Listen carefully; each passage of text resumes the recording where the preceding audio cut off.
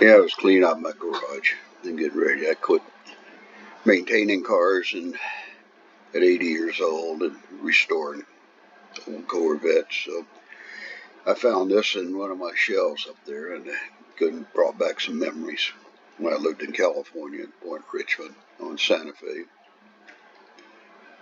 Ron Richard, president of the Hells Angels in Richmond, California, lived upstairs and I was downstairs.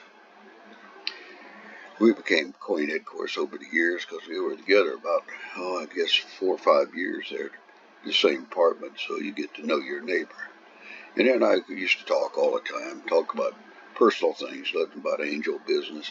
Every now and then something would come up, but it didn't seem important to me. And he had a girlfriend who used to come over, and a big, tall blonde. She used to come up there and stay upstairs with him every now and then. I remember her. She was a knockout. And worked at the Playboy Club, of course, I guess, in San Francisco.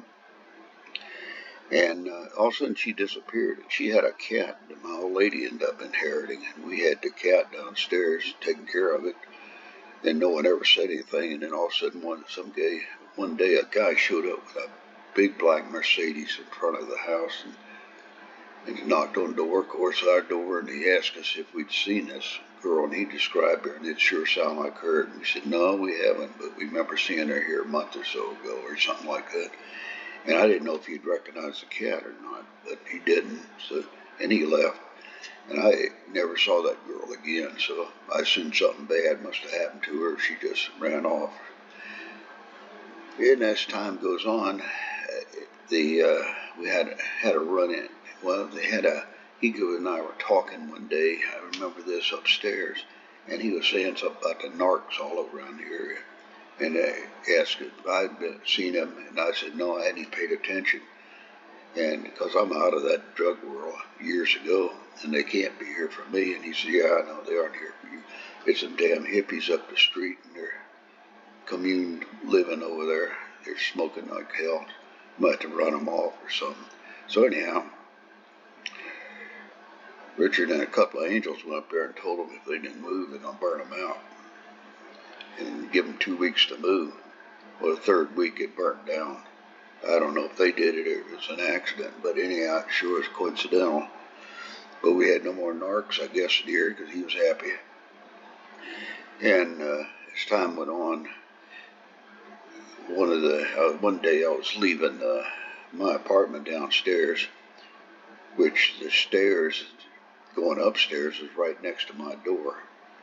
It was a little cubby or a little opening there, and two guys were sitting on the stoop there, and they wouldn't let me by. Two big guys. They didn't have colors on, didn't know if they were Hell's Angels or what. But I asked them if I could get by, and they said, "What do you want? Where are you going?" or something. They asked me, and then Chester was walking downstairs, and he heard that. And he says, "Move!" He yelled at him to move, let him out. And I just didn't care for these two guys, and they had a southern accent.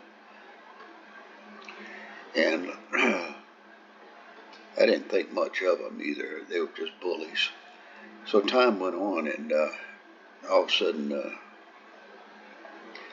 what's his name disappeared. Ron Richard did. I hadn't seen him for a couple of weeks, and I kept wondering what the hell's going on. And Chester came out to the van one night and said, "I need a van. Can I use your van? I got to move something." And I said, "Well," I said, "I got to use the van to go to work, man. I'll come over and help you move something if you need to move it." And he said, "Okay, we'll go over tomorrow night. We're going out to the clubhouse over in El Sobrani and move a refrigerator or something like that." And so I went over with him to the clubhouse in El Sobrani and backed the van up to it, and they loaded it.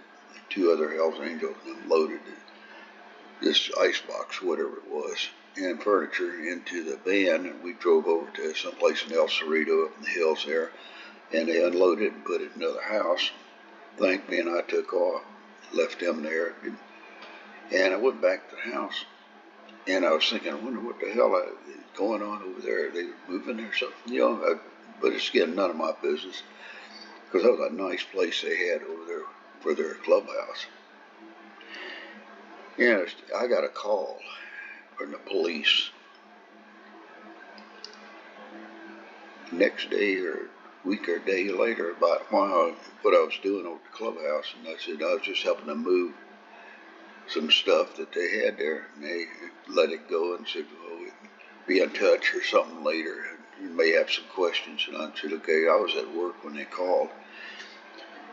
Anyhow, I ended up getting a job out in Warren, Michigan. I was an engineer at the time. I was a project engineer and working up in Warren, Michigan at Chatham Supermarkets. We're putting in some overhead systems for them, and stayed out there nearly 2 or 3 months.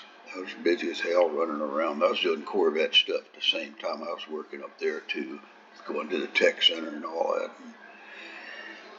And I came back, and Chris told me the FBI was there and asking her questions. And I wondered, that's my lady, and I was wondering what the heck was going on. And I knew the new president was upstairs now. His name was Badger. And the rumor was out now that those 2 guys were killed, and they were looking for Richard. And they had found him, captured him, while I was in Detroit. He was in Detroit, and that was real coincidental. So apparently that's why the FBI came. I assume. I don't know for sure.